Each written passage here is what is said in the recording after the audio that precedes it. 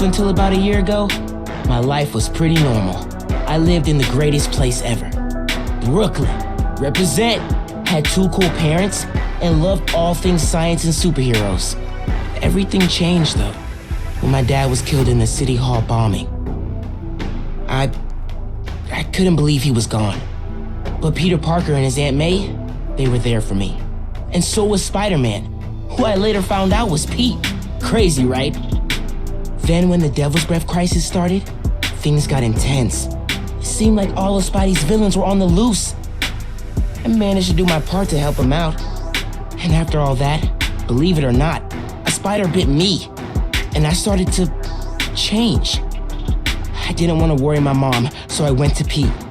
And now, we're officially Spider Bros. He's been training me up, and I'm actually getting pretty good with this whole web swinging thing. I'm still learning to juggle this responsibility with everything else in my life. School, friends, a new home. I moved to Harlem a few weeks back. But I'll tell you, I can't wait to see what the future holds.